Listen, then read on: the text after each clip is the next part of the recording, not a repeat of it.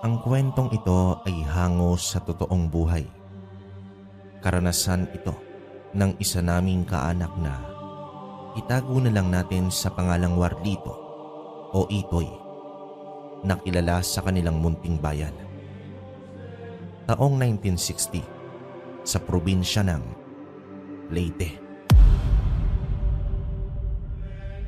May isang sikreto o samahan na kilusan na binubuo ng mga antingero, albularyo, santigwar at iba pang tao na may alam o dunong sa lihim na karunungan na siyang tumutugis sa mga nilalang ng dilim gaya ng mga aswang. Marami ring uri nun, itim na engkanto, mga maligno at mga nananalig sa makaliwang aral tulad naman ng mangkukulam, mambabarang o mga tiranon at wikan. Kabilang sa samahang ito si Warlito o Itoy kung tawagin sa kanilang lugar. Noong mga panahong iyon ay nasa 20 anyos pa lamang siya at ang kanyang tiyo Sandro ang siyang tumatayong leader ng samahan na itago na lang natin sa tawag na Balaraw. Ayon sa mga kamag-anakan kong kasapi sa kilusan, ay hindi daw basta-basta ang maging kaanib o mapabilang sa samahang iyon dahil halos lahat ng membro doon ay mga dekalibre at nagtataglay ng hindi ordinaryo o pambihirang mga aral. Ito daw si Itoy ay nagtataglay ng isang pulseras na gawa sa ligaw na baging na kung tawagin ay agsam. Subalit, hindi ito gaya ng tipikal na agsam na alam natin dahil ang puno na pinagkuhanan ng agsam ni Warlito ay ang mismong puno kung saan napatay ng lider nilang si Ingkong, ang haring aswang sa probinsya ng Mindanao. Kaya naman higit na mas mabisa at kinatatakutan ng mga nilalang na nasa hanay ng kaliwa ang tangan niyang mga gamit. Sabi nga ng iilang mga nakakakilala kay Itoy ay hangal lang daw ang harapin siya sa isang duelo, lalo na't kung lihim na aral ang labanan. Bagaman bata pa, kung iisipin itong si Itoy, ay hindi naman matatawaran ang kanyang lakas espiritual, kakayahan at lalong-lalo na ang kanyang karanasan sa pakikipagtunggali o panunugis ng mga nilalang, lalong-lalo na ang mga aswang na kanyang pinakapaboritong kalabanin. Isang araw nun, dumating sa bahay ng magulang ni Itoy ang kanyang nakakatandang pinsan na itago na lang natin sa pangalang Baste. Humingi ito ng tulong tungkol sa isang pamilya ng aswang na siyang namimeste sa tubuhang pag-aari nito. Wala noon si Itoy sa bahay nila dahil nagtungo ito sa paanan ng bundok upang manguha ng iba't ibang halamang gamit at mga kamoting maihahain nila para sa kanilang pananghalian. Chong Lando, halos 4 na sa mga tauhan ko po ang napapatay ng salot na aswang na iyon. Kaya naman sa takot na madamay ng iba ko pang mga tauhan, ay pinili na po nilang umalis na lang at magpakalayo-layo. Pero may iilan pa rin naman pong naiwan. Subalit kung pati sila ay matatakot sa aswang na gumagambala sa tubuan ko, ay paniguradong malulugi at babagsak po ang negosyo ko. Bakit, Baste? Ano ba ang naging atraso mo at ginaganaong ka ng mga aswang na iyon? Chong, aaminin ko po, may isa akong tao na inalis noong nakaraang buwan dahil nalaman at nahuli ko mismo ng aking 2 mata na nagnanakaw ito ng sako-sakong asukal at patagong ibinebenta sa kung saan. Pinagbantaan ako nung tauhan kong iyon, pero hindi ko pinakinggan kasi inakala kong pananakot lamang ang lahat ng kanyang mga sinabi sa akin at hindi kayang totohanin. Ngunit nang paisa-isang misteryosong nangawala ang mga tauhan ko sa tubuhan, ay dito na ako nabahala. Sinubukan ko pong lumapit sa ilang albularyang kakilala sa amin, subalit tinanggihan lamang nila ako dahil sa takot na kapag tumulong sila ay sila naman ang balikan ng mga kaanak ng nakaalitang kong tauhan. Matapos maihayag ni Baste ang pakay at problema, sa tiyong lando niya ay siyang dating naman ni Itoy. Bitbit ang mga kalakal na kanyang nakolekta at nakalap sa paanan ng bundok. Habang inilalaga ni Itoy ang mga kamote at saging upang kanilang makain ay dito muling ikwenento ni Baste ang kanyang suliranin sa pinsan. Hindi pa natatapos ng pagsasalaysay si Baste ay pumayag na si Itoy na tumulong sa nagmamakaawang pinsan nito. Isang araw nun, bago tumulak sa probinsya ng Panay, si Baste at Itoy ay pinuntahan muna nilang dalawa ang pinsan ni Itoy sa mother's side na si Turong, anak ng supremo ng kanilang lihim na samahan. Matapos may detalye ni Itoy kay Turong, ang kaganapan ay agad itong nag-impake ng gamit at nagpaalam sa kanyang mga magulang na tutulong ito sa pinsang nangangailangan. Lubos ang galak ni Baste nang mapaunlakan ng dalawang magpinsan ang kanyang paghingi ng tulong. Kaya naman ipinangako nito sa kanila na wala silang gagastusin sa lugar na pupuntahan nila. Nang makarating silang tatlo sa tubuhan, sinasabi ni Baste na sinasalanta ng mga aswang, ay agad naramdaman ni Itoy at Turong ang itim na orang bumabalot sa lugar. Kaya pala malakas ang loob ng mga aswang na manggambala dito ay dahil meron silang salim sa lugar. Para sa kaalaman ng mga tagapakinig, ang salim ay isang figura na gawa sa kahoy nang hindi may paliwanag ang itsura. Ayon pa sa mga batikang antingerong nakakaalam ng tungkol dito, ay Diyos-Diyosan daw ito ng mga aswang. At sa figurang iyon, inilalagay ng mga matatandang mga aswang ang kanilang itim na karunungan bago sila mamatay upang makapagbigay ng karagdagang lakas ang mga iyon sa kapwa aswang nilang makakasagap ng itim na ora. Nung matanawan ni Turong ang pinanggagalingan ng itim na ora, ay pinauna niya na si Itoy kasama ang pinsan nitong si Baste. Patagong sumenya si Turong sa pinsan upang ipaalam ang kanyang gagawin na agad rin naman itong naintindihan. Nang makasiguro na si Turong na nakalayo na ang dalawang kasama, ay palihim niyang sinundan ang itim na orang nakikita niya. Ilang sandali lamang nakakasunod niya sa itim na ora ay nakarating siya sa isang tumpok ng lupa o punso. Dahan-dahang lumapit doon si Turong habang sinusuri ang paligid ng punso.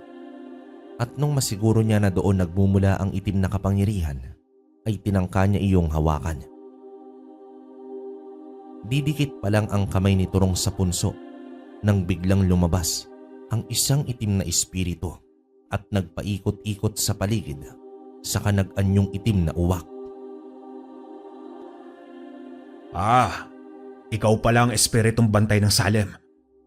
Napakamalas mo naman at ako pa ang nakabisto sa iyo sa pinagtataguan mo. Agad na nag-usal si Turong ng orasyon. Panapos ito at dali-dali niya itong ikinarga sa kanyang kanang kamay. Nung akma niya na itong ipupukol sa ibon, ay may biglang lumapit sa braso niya. At agad naman siyang pinahinto sa kanyang balak. Hindi naman na nagulat si Turong nang makita ang pinsang si Itoy na siyang pumigil dito. Nang Turong, huwag mo munang asintayin. Pabayaan natin makatakas ang espiritu ng Salim upang umuwi ito sa kanyang mga amo. Malakas kasi ang kutob at pakiramdam ko na may kinalaman dito ang pamilya ng aswang na nanggagambala kina Baste. Agad rin namang tumango-tango si Turong nang marinig yon sa kanyang pinsan. Imbis na pangkitil ang orasyong binitawan ni Turong, ay isang pangmarkang usal na lang ang inilagay nila sa ibon bago naman ito hinayaang lumipad. Huwag kang mag-alala ng Turong. Ipapatugis ko yung ibon sa gabi ko mamaya para malaman natin kung saan naglulungga ang mga tampalasang aswang. Matapos naman ang tagpong yon, ay napagdesisyonan na nilang dalawa na tumungo na sa bahay panuluyan nila Baste. Ganoon na lang ang pagtataka ng mga natitirang tauhan ni Baste at maging siya na kung bakit biglang gumaan ang kani-kanilang pakaramdam. Di gaya ng dati na parang ang bigat-bigat ng hangin sa buong kapaligiran. Nang sinabi ni Turong ang tungkol sa salim na itinanim ng kung sinong aswang malapit sa kanilang tubuhan, ay ganoon na lang ang gulat nila na halos hindi sila makapaniwala na may ganoon palang gamit ang mga aswang. Mabuti na nga lang at natanggal ni Manong Turong ang salim na nakabaon sa isang punso. Puros negatibong enerhiya at mga orasyon ng kamalasan ang nakapaloob sa salim na iyon. Kaya naman hanggat naroon iyon at nakatanim ay hinding-hindi kayo makakatakas sa negatibong emosyon at mga kamalasan. Lubos na nagpasalamat si Basti kay Turong, pati ang ibang mga tauhan niya sa pagpapalayas ng espiritu ng salim. Bago naman sumapit ang dilim ng araw din yon, ay may kung anong ibinaon si Itoy at Turong na buto ng halaman sa bawat sulok ng bakuran kung saan nakalagak ang bahay na kanilang tinutuluyan. Ayon pa kay Itoy, ito daw ay buto na nakuha sa bulaklak ng pulang kawayan. Mabisa daw yung pananggalang sa lahat ng uri ng aswang upang hindi makapasok o kahit makatungtong ang mga ito sa bahagi kung saan nila ito itinanim at ibinaon. Nang masiguro na nilang dalawa na maayos na ang lahat, ay dito pa lang sila naghapunan. Bandang 11:00 ng gabi at nasa kasarapan na ng pagtulog ang halos lahat ng tao, sa loob ng bahay ay sabay na bumangon si Itoy at Turong. Manong Turong, hindi po maganda to. Masyadong tahimik. Na tipong kahit mga kuliglig at ingay ng ibang hayop ay hindi po natin naririnig. Oo nga Itoy. Maganda ka at baka mapasabak tayo ngayong gabi. Kahit na hindi natin alam ang uri at kakayahan ng mga aswang dito, ay nakatitiyak naman akong hindi tayo pababayaan ng Puong May Kapal at kanyang mga alagad na anghel sa kalangitan. Saad nito sa pinsan ang nagmamasid-masid sa paligid. Nang makapani Itoy ang kanyang pulseras na tila ba lumuha ng langis, ay dali-dali siyang lumabas ng bahay kasama ang pinsan niyang si Turong. Mula naman sa labas ng kinatatayuan nila, ay natanaw nila ang ilang pares ng mga matang nagbabaga sa dilim, indikasyon na may mga aswang sa bungad ng bakuran. Hindi makapasok dahil sa ibinaon nilang mga buto. Marahang lumapit dito ang magpinsa na hindi man lang kinakitaan ng mga aswang ng takot o sindak, kahit na malahalimaw na ang mga itsura ng mga nilalang sa labas ng kanilang bakuran. Narito kami para makipagkasundo. Masyadong malaki ang bayan yung ito para pagharian ng isang pamilya ng aswang. Matuto kayong rumespeto sa kapwa nila lang. Hindi yung sisindakin nyo ang kahit na sino at papatayin kung kailan nyo nanaisin. Tulad ng mga trabahador dito sa tubuan. Malumanay na saad ni Itoy habang nakatitig sa mga aswang sa labas. Paano kung hindi namin yung sundin, bata? May magagawa ka ba? Bagamat kahit na mga aswang kayo, ay mataas ang aming respeto sa inyo.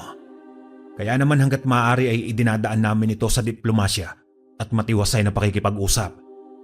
Sabihin niyo ang dalawa, kayo ba ang nagkalas at nagtanggal ng salim namin sa lugar na ito? Tanong ng isang aswang na may matipunong pangangatawan. Paano nga kung kami nga ni Manong Turong ang nagtanggal? Bakit? May magagawa pa ba kayo? Abat ang lalakas ng loob nung kataluin kami. Huwag kayong mag-alala dahil bukas na bukas ay malalaman ito ng aking ama at paniguradong malilintik ang kayong dalawa sa kanya. Ganun ba? Tignan natin kung sino ang unang titiklop. Kami bang dalawa o ang pamilya nyo? Turan nito sa seryosong boses. Imbis na seryosohin ng mga aswang ang ginawang pagbabanta ng magpinsang antingero sa kanila, ay nagtawanan pa yung 4 na aswang at sinuya-suya si Itoy at Turong na tahimik lamang na nagmamasid sa kanilang ikinikilos. Masayang masaya sila ngayon, Manong Torong. Dahil hindi nila alam kung sino ba talaga tayo. Huwag kang mag-alala, Itoy. Ganyan talaga ang mga bagong yanggaw. Halatang hindi sila marunong kumilatis ng kung sino ba ang mas angat o higit na mas malakas sa kanila. O siya, sige. Bigyan mo sila ng leksyon. Sindakin mo lang pero huwag na huwag mo silang papatayin, Itoy. Ilang sandali lang ay tumingin si Itoy sa pinsan na para bang humihingi ng permiso sa kanyang gagawin. At nung tumango-tango si Turong ay dito na pinalpasan ni Itoy ang kapiraso ng kanyang puting ora. Ang kaninang nagtatawanan na mga aswang ay agad na nagsitahimik. Ang kaninang malalakas nilang panunuya at pang-aasar sa pagpinsang antingero ay napalitan ng iyakan at hiyawan. Matapos silang mapaso sa tindi ng orang lumalabas sa katawan ni Itoy. Napakalaki ng sinakop ng ora ni Itoy na yon, dahilan upang magsitakbo, papatakas ang mga aswang habang umiiyak sa sakit ng kanilang pagkakapaso. Manong Torong, bukas ng hapon tutungo tayo sa baryo ng mga aswang na iyon upang ituloy ang usapang pangkapayapaan. Nahuli at nalaman na kasi ng bantay ko ang eksaktong lokasyon kung saan umuuwi ang espiritu ng Salim na pinakawalan natin. Muling tumango-tango si Turong sa pinsan at inaya na itong magpahinga para sa gabing yon. Kinaumagahan naman ay ikwinento nila kay Basti ang nangyari kagabi tungkol sa mga aswang na naroroon sa labas ng bakuran. Sa puntong iyon ay kinumpirma ni Basti na 4 nga ang aswang na namimeste sa kanila at halos araw-araw na nanggagambala pero pinapatatag na ni Itoy at Turong ang kani-kanilang damdamin matapos sabihin na hinding-hindi na babalik ang mga yon sa lugar matapos ang ginawang paninindak ni Itoy. Nang sumapit na ang hapon ay lumakad na silang 3 patungo sa lugar kung saan nakatira ang pamilya ng mga aswang na nanggugulo sa may tubuhan. Halos ilang oras ding lakaran ang kanilang iginugol bago marating ang lugar. Ganoon na lang ang takot ni Basti nang makita ang baryo ng baryong yon. Napaantanda pa ito nang makita ang sandamakmak na patay na mga ibon at 2 hayop na hindi niya matukoy kung aso ba o mga biik. Nako, Diyos ko, Itoy. Kailangan pa ba ako dito? Hindi ba pwedeng kayo na lang? Manong Basti, ano bang ikinatatakot mo? Tandaan mo, kasama mo kami ni Manong Torong. At wala kang dapat ipangamba, lalo na't nasa panag natin ng Diyos Ama. Bahagyang nawala naman ang takot na nararamdaman ni Basti matapos palubagi ni Itoy ang kanyang damdamin. Pero hindi ang matinding panginginig ng tuhod at mga kamay nito. Kaya naman kinapitan ni Turong si Basti sa balikat upang maibsan ito. Pagpasok nila sa mismong baryo ay biglang nagsitahimik ang mga taong naglalakad at pawang natuon lamang ang kani-kanilang atensyon sa 3 tao na kakapasok pa lamang. Magandang araw sa inyo mga residente ng baryong ito. Maaari ba naming malaman kung saan naninirahan ng pamilya Severino? May pakay kasi kami sa kanila. Walang sino man ang nagtangkang sumagot sa tanong ni Turong habang nakatitig sa kanya. Ang mga residenteng blango ang ekspresyon sa kani-kanilang pagmumuka. Muling inulit ni Itoy ang tanong ng pinsan pero tulad kanina ay wala silang nakuhang tugon. Magpapalpas na ulit ng kapirasong oras si Itoy at Turong upang sindakin ang mga residenteng naroroon nang lumapit sa kanila ang isang matandang lalaki na sa pagtatansya nilang magpinsan ay lampas 80 anyos na. Magandang araw sa inyo mga iyo. Maaari bang malaman kung bakit nyo hinahanap ang bahay ng mga Severino? Personal po ang pakay namin sa kanila. At kung mamarapatan nyo po ay Maaari bang hindi ko na lang sabihin ang tunay naming rason? Magalang na saad naman dito ni Itoy. Mawalang galang na sa iyo, iyo. Pero hindi nyo yata alam ang baryo na inyong pinasok. Mapanganib dito. Lalong-lalo na sa mga katulad nyong dayo at walang kakilala. Pagpapaalala ng matanda sa kanila. Manong, wag po ninyo kaming alalahanin. Kung tutuusin nga po ay sila po dapat ang mag-alangan sa amin. Dahil sa hindi rin naman po nila kilala ang aming tunay na mga pagkatao. Nang makita ng matanda na walang bakas ng takot o sindak sa mga mukha ng magkakasama, ay itinuro niya sa kanila ang daan patungo sa bahay ng mga Severino. Mag-iingat kayo mga iyo. Kung may mangyari man sa inyong masama sa lugar na ito, ay huwag niyong sabihin na hindi ko kayo binalaan ha. Sigaw ng matanda habang nakatanaw sa papalayong grupo nila Itoy, Baste at Turong. Halos panlambutan ng tuhod itong si Baste nang makita niya na talaga namang nakakatakot ang pamamahay ng pamilya Severino na sinasabing makapangyarihang aswang sa baryo. Naglalakad silang tatlo, papasok nang makita ang 4 na binatilyong naroroon sa may gilid. May marka sila sa iba't ibang bahagi ng kani-kanilang mga katawan na para bang napaso at nasunog, kaya naman napangisi na lang si Itoy at Turong nang malaman nila na yung 4 na binatilyong yon at yung mga aswang na sumalaki kagabi ay iisa lang. Nang mapansin ng 4 na binatilyo ang pagdating ng hindi nila inaasahang bisita, ay dali-dali nilang tinawag ang kanilang ama at ilang kaanak na siyang lumabas rin kagad upang harapin ang grupo nila Itoy. Ganoon na lang ang gulat ni Baste nang makilala ang ama ng mga binatang yon. Ito pala yung tauhang inalis niya dahil sa pagkakasangkot sa nakawan ng asukal. Pinangalanan niyang Rex yung lalaki at nauutal-utal na binate. Imbis na tumugon itong si Rex, ay inismiran lamang niya si Baste na tila ba nagmamataas pa. Gayon siya naman ang nakaagrabyado sa kanilang dalawa. Mawalang galang na ho. Pumarito po kami upang makiusap sa inyo na kung maaari ay tigilan nyo na ng inyong mga kaanak ang tubuhan ng pinsan ko. Dahil sa dami ng mga naaapekto mga trabahador, pati na rin ang mismong kita ng tubuhan. Abat ang tatapang din pala ng mga apog nyo, no? Pumarito kayo para lamang sabihan at ipamukha sa akin yan. Ano kung maubos ang mga tauhan doon sa tubuhan nitong si Baste? At anong pakialam ko kung malugi iyon? Bakit? May magagawa pa ba kayo?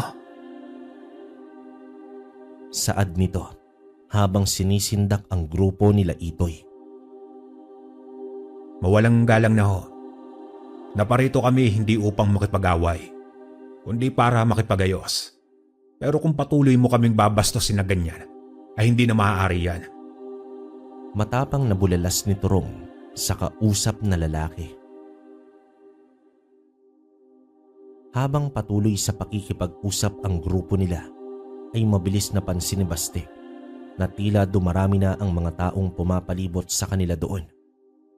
Maaga pa lang ng mga oras na yon, ngunit tila mabalasik na ang itsura ng mga ito na para bang handa na silang sagpangin anumang oras. Hoy lalaki, hindi ba't sinabi ko sa'yo humanda ka? Dahil igaganti kami ng aming ama sa ginawa mo na paninindak at pamamaso sa amin kagabi. Pasensyahan lang tayo. Pero kayo ay makakatay at magiging hapunan namin dito. Sila ba yung isinusumbong yung mayayabang na antingero na pumaso sa inyo gamit ang aura? Maganda ito dahil maibabawi ko na kayo mga anak. Saad nito habang nagpapalit na ng anyo bilang isang aswang. Mukhang wala na tayong magagawa ito kundi bigyan ng mapait na kapalaran ang mga nilalang na ito. Ayaw ko sanang kumitil ng aswang, ngunit talagang hindi yata natin ito maiiwasan.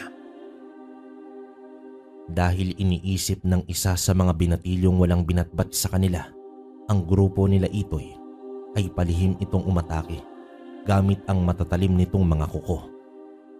Sinugod ng binatilyong aswang itong si Itoy habang nakatalikod. Halos isang dangkal na lang ang pagitan ng layo ng mga kuko ng aswang sa likod ni Itoy nang bigla itong tumigil sa paggalaw at sinundan yon ng pagtalsikan ang malapot na itim na dugo ng binatilyo sa mga kaanak niyang aswang. Ganoon na lang ang gulat ng ama nitong si Rex nang makita ang isang malaking butas sa dibdib ng anak na tumagos sa kabila. Kitang-kita din ito na nagawa pa ng sapu-sapuhin nung anak yung dibdib nito bago tuluyang bumulagtas sa may lupa. Matapos iyon, isang malakas na atungal ang pinakawalan ng naghihinagpis na amang aswang sa kanyang mga kasama bilang hudyat sa kanilang pag-atake sa grupo nila Itoy. Bagaman walang alam sa pakikipaglaban sa mga aswang si Baste, ay umupo na lamang ito sa lapag habang takot na nakapikit at nakatakip ang mga tenga. Sa bawat pagpasada ng magpinsang antingero sa pagitan ng mga aswang, ay nagtatalsikan ang mga napuputol nilang parte ng katawan. Kasabay nito, ang malakas na sigaw dahil isang tindi ng tinamong pinsala. Kaliwat kanang mga tigalpo naman ang pinakawalan ni Turong bilang pansuporta sa pinsang nakikipagtunggali ng harapan. Maya-maya ay isa-isang bumagsak ang mga aswang na kaanak ni Rex nang wala ng mga buhay.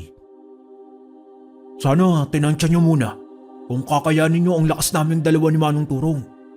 Dahil kahit na lamang kayo sa bilang at dami, ay kayang-kaya namin kayong ubusin ngayong gabi. Saad ni Itoy sa nagwawalang si Rex. Diplomasya ang pinunta namin dito. Pero dahil gusto niyo ng dahas, ay pagbibigyan namin kayo.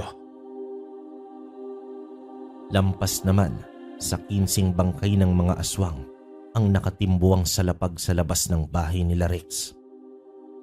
Imbis na magpalubag at umatras sa dalawang magigiting na antingero, ay itinloy pa rin nila ang pagtatangkang mapaslang ang mga ito.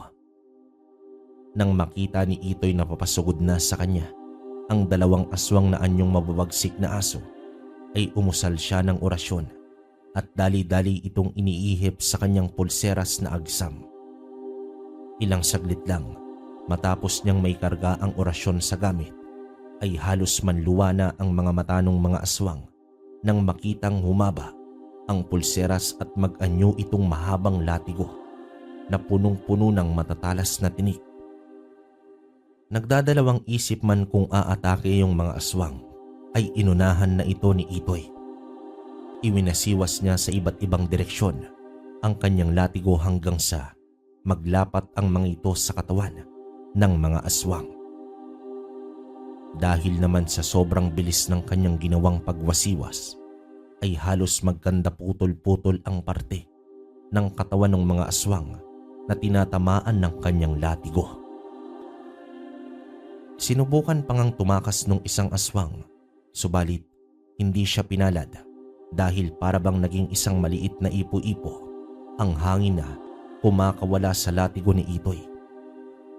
Hinigop nito ang aswang at luray-luray ang katawan nitong nagbagsakan sa lupa. Lalong nagalit ang mga kaanak ni Rex at muling humudyat ng isa pang atake sa magpinsan, subalit isang malakas na atungal ang pumigil sa mga kasama nito, maging sa panig nila Itoy at Turong. Isang maitim na nilalang ang humarap sa magkabila ang grupo at ganoon na lang ang gulat ni Itoy at Turong nang makitang magsiluhod ang lahat ng mga aswang na nakapalibot sa kanila, pati na si Rex at ang mga anak nito. Salamat sa pagdating po ng Supremo. Sa tulong mo ay magagapi. Hindi na natapos ni Rex ang kanyang sasabihin dahil mabilis na sinuntok ng aswang ang kapwa nito aswang dahilan upang tumilapon ito ng ilang metro. Gulat na gulat naman ang halos lahat ng naroroon, maging sila Itoy at Turong, sa kung bakit iyon ginawa ng aswang sa kanyang kauri Agad na naghanda si Itoy at Turong sa pag-atake ng aswang. Subalit napakunot ang kanilang mga noo nang makitang nagpalit ng anyo ang nilalang at naging isang matanda itong lalaki na agad naman nilang nakilala. Mga iyo, ako'y nakikiusap sa inyo na kung maaari ay itigil na natin ang walang kwentang laban na ito. Ako si Tatang Serapin, ang matandang nakausap nyo sa may arko at ang tumatayong supremo dito sa aming baryo. Magalang akong nagsusumamo sa inyong dalawa na kung ano man ang kasalanan ng kalahi ko ay palipasin nyo na lang. Ako na mismo ang magpaparusa sa kanila. Sa puntong yon ay napangiti si Itoy at Turong. Kasabay nito sa pagbabalik bilang porselas ang kaninay gamit nitong latigo. Maayos na nag-usap ang magkabila ang panig tungkol sa sigalot sa tubuhan at nung malaman ni Tatang Serapin ang tunay na kaganapan ay siya mismo ang nagpataw ng kaparusahan kay Rex at sa mga anak nitong kumitil ng iilang trabahador doon. Nangako rin si Tatang Serapin na hinding-hindi nagagambalain ng sino man sa kanyang mga kalahi ang tubuhan ni Baste. Bilang sincero naman ang pakikisuyo ng supremo ng mga aswang sa baryong yon, ay taus-pusong tinanggap ni Itoy at Turong ang mga binitawan nitong salita. Humingi rin ng tawad ang magpinsan sa mga kasyualidad o mga napatay nilang aswang bago naman sila umalis sa lugar.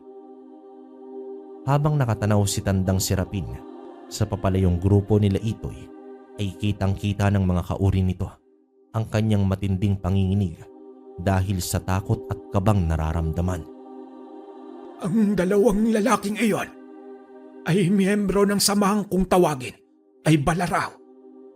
Marami sila at hindi basta-basta. Natatandaan ko nung kabataan ko, nung mapaengkwentro kami ng ilang matatandang aswang sa dalawa ring miyembro ng Balaraw. Walang kahirap-hirap nila kaming tinalo at muntikang pang mapatay. Mabuti na lang ay nakiusap rin ang leader namin para sa aming mga buhay. Maswerte tayo at hindi tayo inubos ng dalawang iyon dahil kitang-kita naman natin ang layo ng agwat ng mga kakayahan namin. Pabulong na wika dito ng matanda.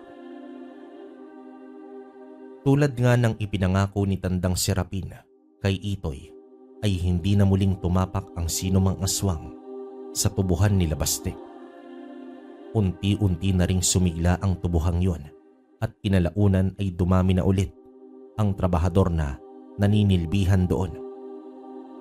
Sa pagbalik ni Itoy at Turong sa Tacloban ay pinapurian sila ng kanilang mga kasama na labis nilang ikinatuwa.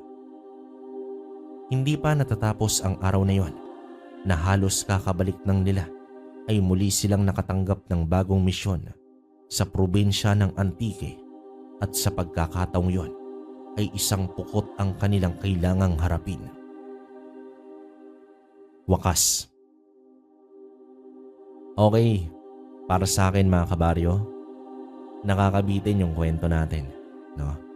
Bali, sinabi naman dun sa last part na pupunta pa sila sa Antique at bagong misyon. Sana tinuloy-tuloy na to, no? Kaya lang wala tayong magagawa. Saka yun nga, nakakabilib yung pulseras ni Itoy. Talagang first time kong makarinig nun. Saka ang daming bago dito sa storya natin. Kagaya nung agsam saka yung salim. No, siguro narinig nyo sa iba yon, pero para sa akin kauna-unahan kong napakinggan yon. Grabe. Napakatindi nung setup na yun, yung rebulto ng salim, no? First time talaga yun. Saka yun nga, hindi rin nalahad kung anong uri ito, pero malakas ang kutob ko na matandang gabunan tong si Tandang Serapin. No, siguro etong sila Rex, casual na aswang lang na kumbaga malakas talaga sa kanila. Pero syempre, nakita naman natin na painggan natin yung taglay na kakayahan ni Turong at ni Itoy. Diba? Ang lalakas, grabe. Wala akong masabi sa kwento natin. Kayo mga kabaryo, kung meron kayong komento sa kwento natin, comment nyo sa baba para mabasa namin. Sa ngayon hanggang dito na lang muna. Hanggang sa susunod na kwento.